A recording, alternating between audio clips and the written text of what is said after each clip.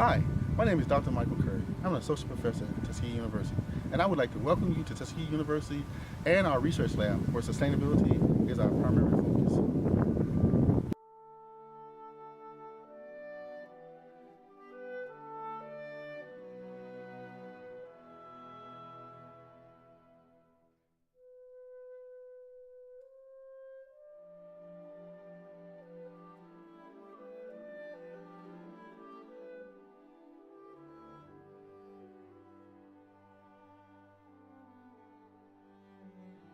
And now that you have had a chance to study the word sustainability, why don't we venture inside and see some of the amazing research that's taking place in our research laboratories? Come on with me. Come on.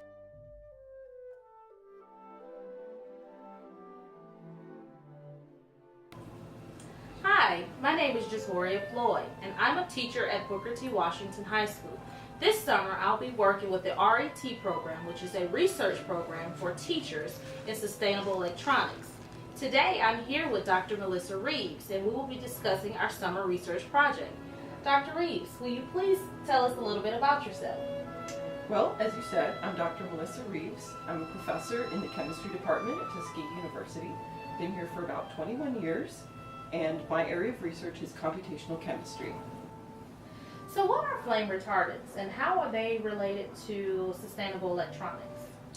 So flame retardants are different compounds that you can put into consumer products like clothing, furniture, and also electronic casings like plastic that goes around a computer or other electronics that prevent it from catching on fire if it would be subject to fire conditions.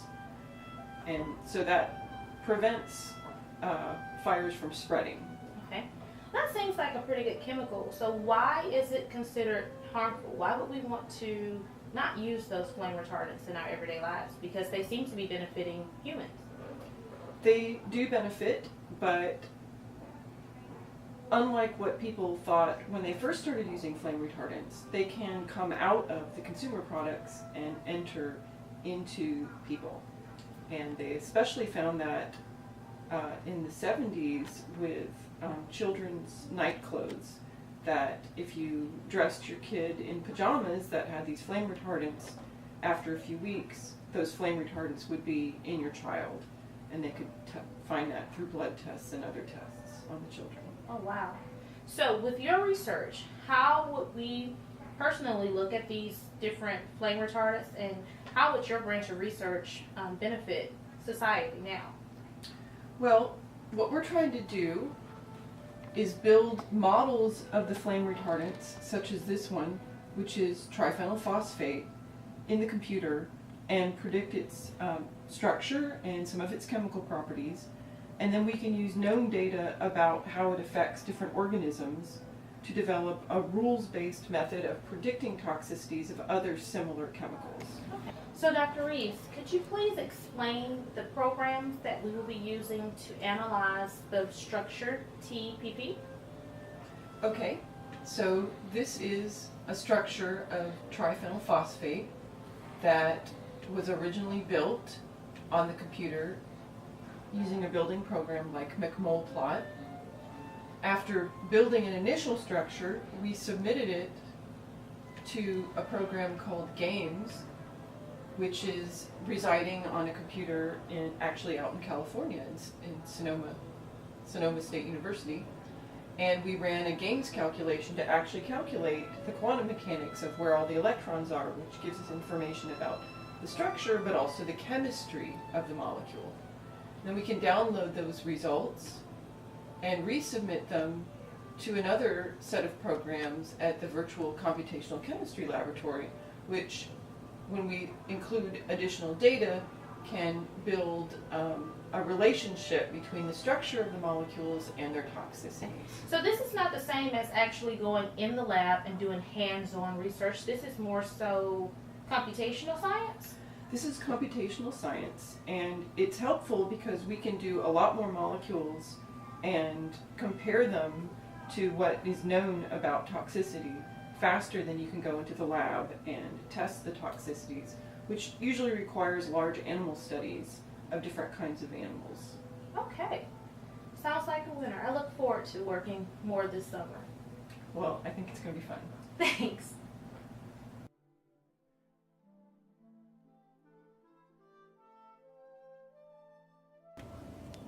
Hello, I'm Shamar Huntley, a PhD student in Material Science and Engineering here at Tuskegee University. Hi, I'm Shanae Jones, biology teacher at Sumter Central High School and RET student here at Tuskegee University.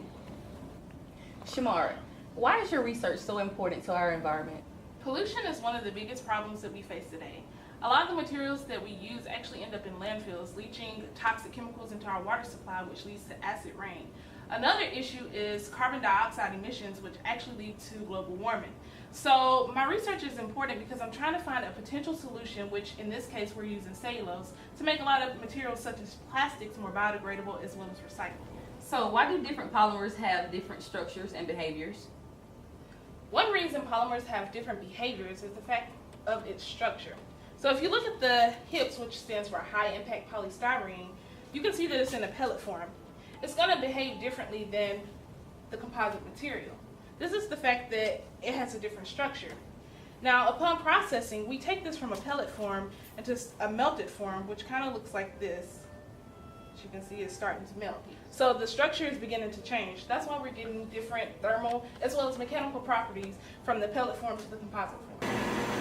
Hello, my name is Tequila Ross. I'm from Pasadena, California, and I'm a part of the RET program, which stands for Research and Experiences for Teachers on Sustainable Electronics. And I am working with Donald White. He is my mentor, and he's going to tell you a little bit about himself and his research. Hello, my name is Donald White. I'm from Richmond, California, and I'm a master's chemistry student here at Tuskegee University. I'm working with nanocellulose and its implications on sustainability. Hey Donald, so I know that we have been using this benchtop probe. Can you tell us a little bit more about it? Yes, well, what we have here is a freeze dryer for short, but it's called a lyophilizer. And what it does is it takes your solid state, normally in aqueous solutions, that's in water, and it takes it from the solid state to a gas state without going to the liquid phase. Hey Donald, so why should we care about that? Okay, well, after we do acid catalyzed hydrolysis on our nanocellulose, Right? it's in an aqueous solution. And so we freeze it in the freezer for a negative 80 freezer for about 24 to 48 hours. And then we put it on here so that we can get dry powder, something that we can work with. After you have successfully freeze-dried your substance, what's the next step? Next step would then be to characterize. So we successfully synthesized and got a working product. And so now we would want to characterize that sample. And so we do that by using NMR. So here we have a 400 megahertz NMR. NMR stands for nuclear magnetic resonance. And it's the same technology as MRI, where instead of putting a person into a permanent magnet, you actually put your sample into a permanent magnet. Oh, that's cool. So after we processed our sample in the NMR, we actually get a spectrum. And that's what we have here. Okay, so can you explain the spectrum for me? Yeah. Okay, so basically what we take is relaxation times, where we take the sample and we put it in an applied magnetic field, right? Correct. And then we hit it with a radio frequency, which is called the Lamar frequency, which actually takes the spin of the nuclei and puts it into a different plane of symmetry, a different axis. So it goes from the Y down into the X. And the time that we're measuring is the time it takes to come back. It gives us a chemical environment, and it basically lets us know what we have, and this is what you have here. Good afternoon, I'm Angelo Bedea. I am a physics chemistry teacher at Robert E. Lee High School, and I am here at Tuskegee University this summer participating in the RET program under the IGERT grant. I am here with Shatori Meadows. She is a PhD student here in the Material Science Engineering Lab, and we're here to do a demonstration for you guys today. So what are we doing here today? Awesome, Mr. Angelo. Well, first of all, it's a pleasure to show you what we do here at the Material Science and Engineering Lab. Today what we'll focus on is natural reinforced composites. And I have some demonstrations here. Right here we have a carbon fiber. Now this type of fiber is being used within automobile industry, for example within the BMW industry, as well as we have natural fibers. Now this here is what we consider to be called a jute fiber. Now you may ask me, Angelo, what's the difference between the two, correct? What is the difference? Awesome. So synthetic fibers, what happens with these are they have a tendency to corrode or reduce a lot of properties. Well, they have high properties, but the problem with this is they have a lot of carbon dioxide emissions. Now, what that means is this carbon dioxide emissions actually affects the Earth's atmosphere, so we may wonder now why there's a lot of climate changes that take place. So what's the solution? Our solution is to switch to bio-based or natural materials, such as the jute fiber. And the jute fiber is actually derived from plants. So that's where we get our sustainability from. So the whole point of this is now, if we look at the carbon fiber, if you can feel this, it's actually heavy. Exactly. Yeah, So it's strong, but it's heavier. But taking into consideration the natural fiber, it's actually lighter. So not only does the natural fibers give us the ability of sustainability, but it also gives us a lightweight material. So nowadays you see we're switching from the box cell phone that they used to have on Saved by the Bell to now we have a light iPhone or S7 phone. Right. So what I want to demonstrate to you today is how we make these composites. Okay, real quick, 1 second. What is all of this stuff around the fiber? Like this one doesn't have it, but this one does. What is it? Awesome, great question. Now that's what's called epoxy resin. Now when we talk about a resin, we talk about a material that is an adhesive. It's more like glue. So it's found a lot in industry. It's mainly within paints and coatings. So we have here a sample of the epoxy resin, and it comes in two parts. This is your main part, and this is your catalyst or your hardening. So what happens is, once we add this catalyst to your main part, your reaction now is starting to take place. Okay. So it's an adhesive. Think of it like this. We bake a cake. I love to eat. You love to eat? Love to eat. I love to eat. So we think about it in the form of a cake. So we mix the egg, the dry batter, and the wet batter. Right. You have it together. That is your main part. Think of that to be your main part. Right. Okay? So think of this part to be the heat. So when we add this to this, as well as once we put that cake inside the oven, it now comes up into a solid form. That is how we get this solid fiber right here. So we look at more of the resin, again I said as an adhesive. Another example I can give you, think of the fibers when we use it with the fibers. We think of the fibers as being the bread, okay? We think of this resin as being the peanut butter. Okay. So my demonstration to you today is show you how to apply the epoxy resin, which is essential as an adhesive to the fibers in order to make a natural reinforced composite. And these can be used in a wide range of applications, including electronics.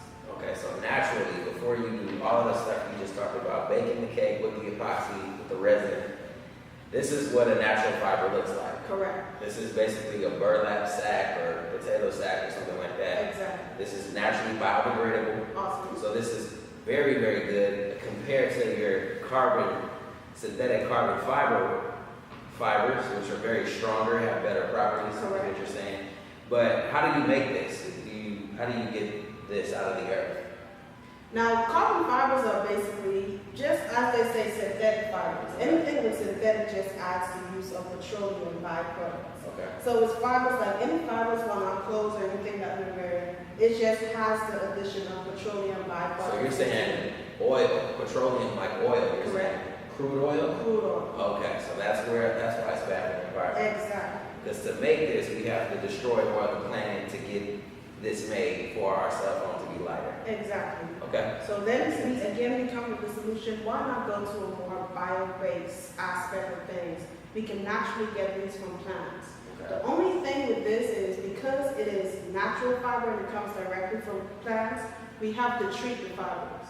Right, with the epoxy and the resin. Correct. Okay. And also with some other solutions. Now, why do we treat the fibers? Again, we're taking this from plants. So it tends to have some type of impurities or some dirt that is on the fibers. So what we want to do before we use it, we want to make sure we remove any dirt as much as possible that can increase our properties. Okay. Cool. Makes sense. So what are you going to do? Are you actually going to do something for us today? Or Yeah, I just want to show you a simple process of how you go ahead and make an epoxy composite. Now it's called a composite because it's made up of two or more components. Okay. The fibers will be our first component, and the epoxy resin itself will be the second component. Okay. So what I do is I add the part B, which is again, take for example the heat from the cake. This is our heat, and I add this to part A, which would be our batter of the cake. So what we do is we mix it together for a period of time until it's well blended and homogeneous. Once that is completed, we end up with a solution similar to this. So what we do now is we add the epoxy resin to our fibers. Again, I said it's like a sandwich layer. So we add the epoxy resin to our fibers and be able to spread it around. Now you want to get as much epoxy resin over these fibers as possible. Again, we want the adhesion between the two to be very compatible as well as to stick so that we have more of a strong material. So again, 5 at the bottom is our first slice of bread. Love to eat. The resin, this is our peanut butter. Right. And now what we do is we apply it with our second slice of bread. Right. Now the key thing to making a composite is you want to apply pressure as well as, again, temperature to your resin system. And I'm going to lift this up. As you can see, we have some wet part and as well as we have some dry part. Now what we want is we want to press this out so our material looks completely wet. Right. So I'm just going to go ahead and apply some more pressure to it. Just move it all around. Just move it all I around. would not eat this sandwich. But Touching it too much. exactly. But in this department, we call this method that we're doing a hand layup method. So it's simply just using your hand, more of using a ruler pin to apply to press. And as you can tell the difference from what I showed earlier, we've now submerged most of the fibers of the resin. Right. So what we do is we let this sit for a little while, and again, we get a composite that looks similar to this. Wow. Now, one key to this is you have to apply pressure to it. Right. So again, if we have a stack of books, it's like a grilled cheese sandwich now. Okay. A panini. So, there you go. Got it. Thank you.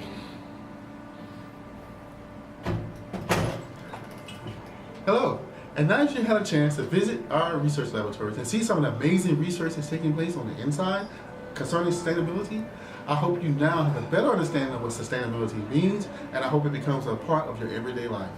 Bye.